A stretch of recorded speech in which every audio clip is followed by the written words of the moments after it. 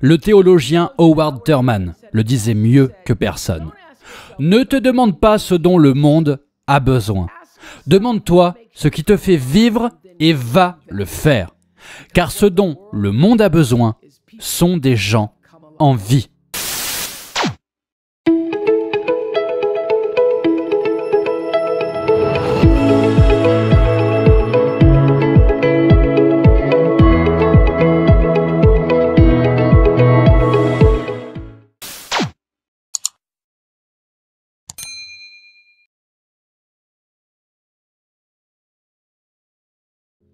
Aujourd'hui, j'espère pouvoir être une source d'inspiration. Je vais m'adresser à tous ceux qui se sont sentis inférieurs, désavantagés, souillés par la vie. C'est un discours pour le quad. À 19 ans, j'étais à la télévision. En 1986, j'ai lancé ma propre émission, avec une implacable détermination à réussir. La compétition me rendait nerveuse, puis je suis devenu ma propre compétition. Tous les ans, je mettais la barre plus haute. Je me poussais toujours plus fort. Puis, on a fini par atteindre le sommet. Nous y sommes restés pendant 25 ans.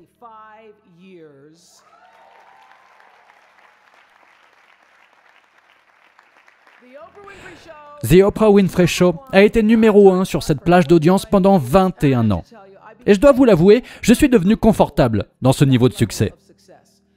Mais il y a quelques années, j'ai décidé, comme vous allez le faire vous aussi à un moment, qu'il était temps de recalculer, de trouver un nouveau territoire, de nouvelles approches. Alors, j'ai mis fin à l'émission pour lancer OWN, The Oprah Winfrey Network. Un an après avoir lancé OWN, quasiment tous les médias, tous les articles avaient proclamé que ma nouvelle initiative était un flop. Pire, un bon gros flop, comme ils l'appelaient. Je me souviens encore du jour où j'ai ouvert USA Today et j'ai lu le titre « Oprah plutôt off que OWN ». L'année dernière a été la pire période professionnelle de ma vie. J'étais stressé, frustré et honnêtement, j'étais très embarrassé.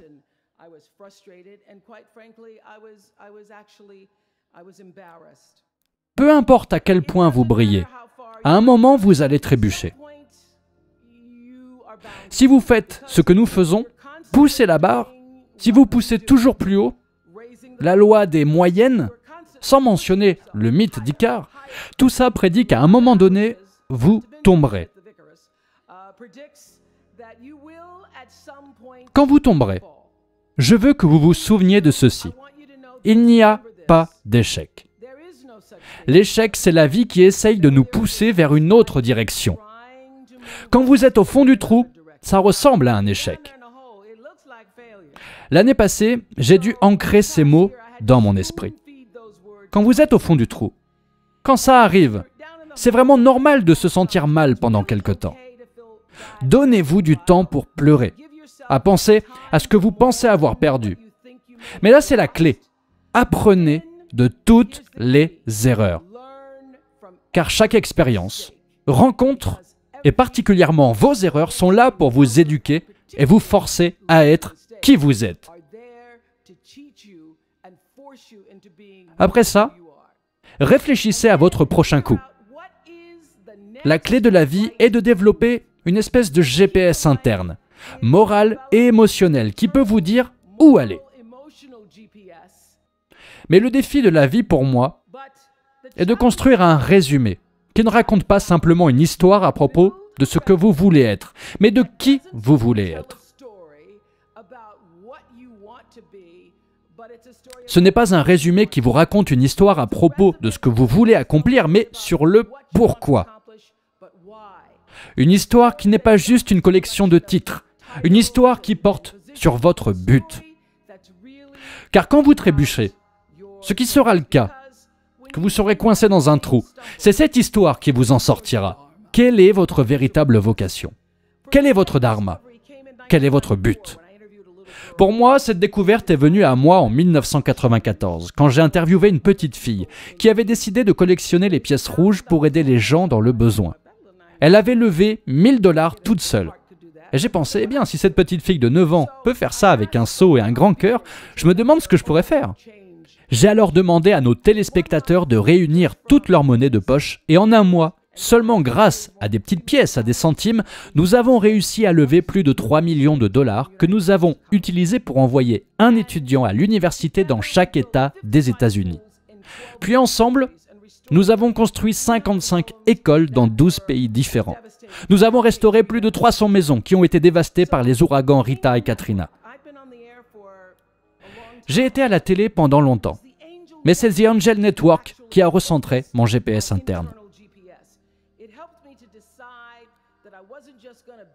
J'ai décidé que je n'allais pas seulement être à la télévision tous les jours, mais que le but de mes émissions, de mes interviews, de mes entreprises, de ma philanthropie, etc., peu importe les initiatives que je prendrai, ça sera de nous unir. Car ce qui nous unit est tellement plus glorieux et fascinant que ce qui nous sépare.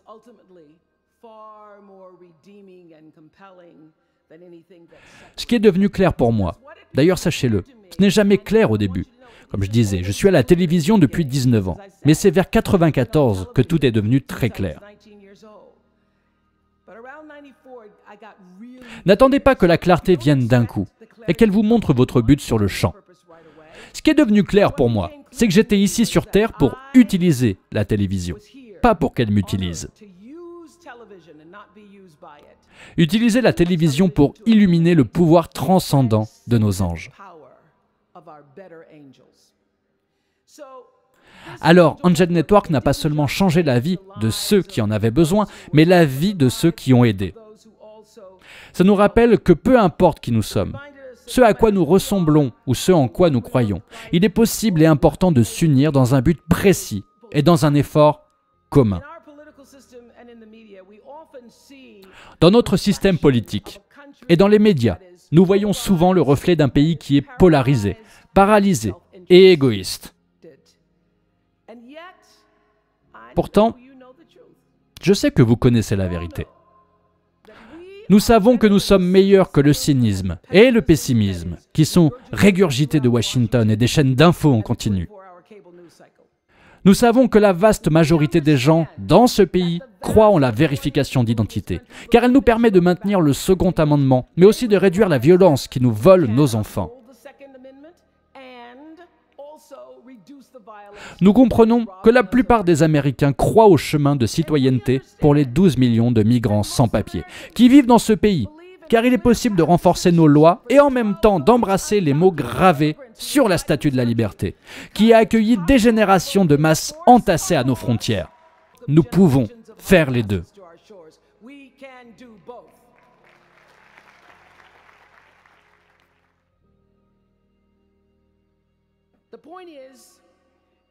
Votre génération est chargée de cette tâche. Percer ce que le corps politique a rendu impossible à changer.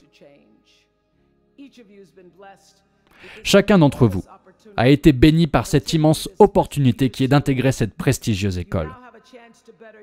Vous avez désormais la chance d'améliorer votre vie, celle de vos voisins et aussi celle de notre pays. Quand vous ferez ça, laissez-moi vous dire, c'est là que votre histoire deviendra très intéressante. Maya Angelou disait toujours, « Quand vous apprenez, enseignez. Quand vous recevez, donnez. » Ceci, mes amis, est ce qui donne un sens à votre histoire.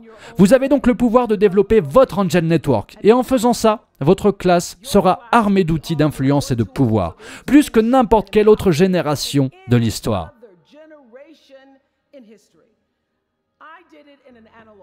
Je l'ai fait dans un monde analogique. J'ai été béni par une plateforme qui, à son sommet, atteignait 20 millions de spectateurs par jour. Maintenant, dans un monde de Twitter, de Facebook, de YouTube, vous pouvez atteindre des milliards en quelques secondes. Je sais que vous comprenez mieux que quiconque que le progrès réel nécessite une façon d'être authentique, de l'honnêteté et surtout de l'empathie.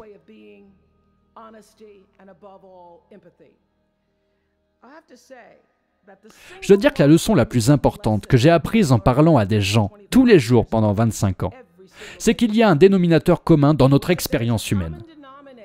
La plupart d'entre nous, nous ne voulons pas être divisés. Ce que nous voulons, cette espèce de dénominateur commun que j'ai trouvé dans chaque interview, c'est d'être validés. Nous voulons être compris.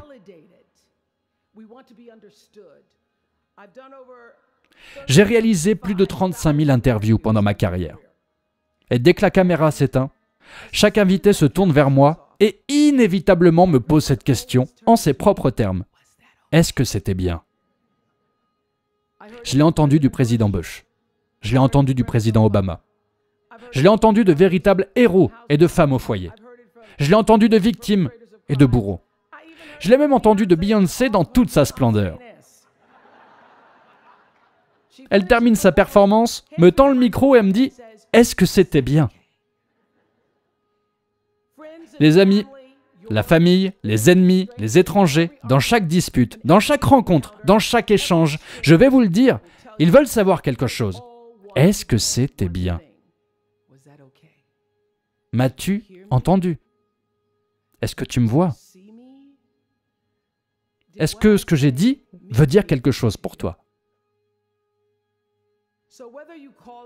Que vous appeliez ça l'âme, l'esprit, le soi supérieur, l'intelligence, moi je sais ça. Il y a une lumière en chacun d'entre vous, de nous, qui illumine votre humanité, si vous la laissez faire.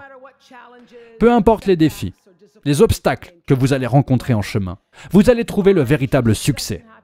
Le bonheur, si vous n'avez qu'un seul but, unique, qui est celui-ci, remplir la plus grande et sincère expression de soi-même en tant qu'humain. Vous voulez faire exploser votre humanité en utilisant votre énergie pour vous pousser vers le haut, ainsi que votre famille et pour tous les gens autour de vous. Le théologien Howard Thurman le disait mieux que personne. Ne te demande pas ce dont le monde a besoin. Demande-toi ce qui te fait vivre et va le faire. Car ce dont le monde a besoin sont des gens en vie. De temps en temps, tu trébucheras. Tu vas tomber, c'est certain.